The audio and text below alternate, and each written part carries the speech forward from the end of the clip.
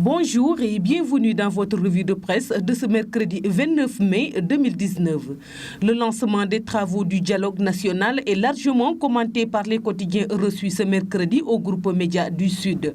Le président de la République Macky Sall a procédé mardi à l'ouverture du dialogue national en présence de plusieurs personnalités politiques, économiques, religieuses et de la société civile. L'ancien ministre Famara Ibrahima Sagna a été choisi sur la base de consensus pour piloter ces concertations.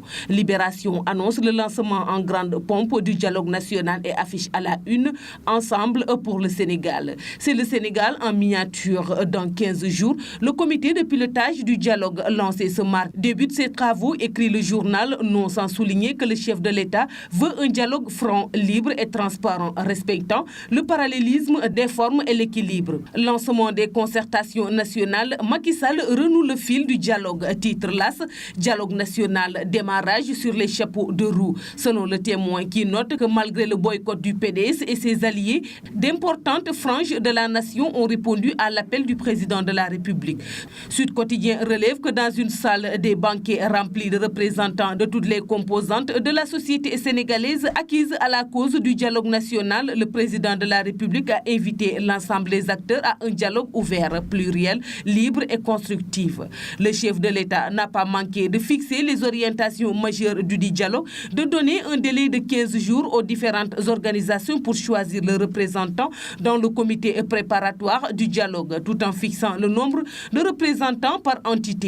Sud Quotidien soulignant que la rencontre d'hier a duré plus de 6 tours d'horloge.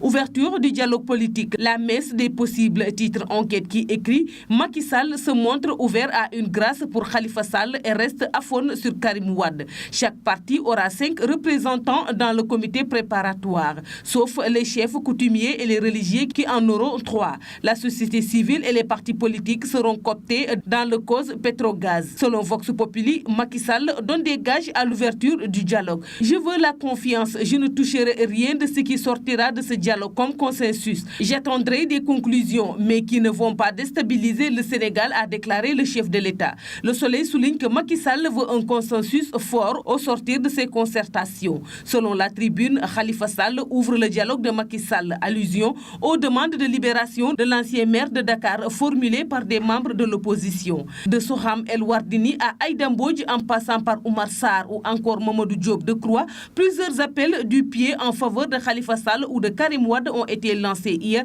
au président de la République, souligne le journal. Selon Source A également, ce ne sont pas des avocats qui ont manqué hier à l'ancien député de Dakar, Khalifa Sall. En effet, Mamadou Diop Decroix, Aïda Mbodj, Soham Wardini ont tour à tour imploré le président de la République afin qu'il ôte les menottes à l'ancien édile de la capitale sénégalaise. Le journal ajoute que même si Macky Sall n'a pas émertiquement fermé la porte, il n'en demeure pas moins qu'il a expliqué aux quémandeurs que tant que la procédure est pendante devant la justice, le président ne peut rien faire. On gracie une personne quand toutes voies de recours sont épuisées. C'est tout pour la revue de presse parvenue à la rédaction du groupe Média du Sud. Merci et bonne lecture à tous.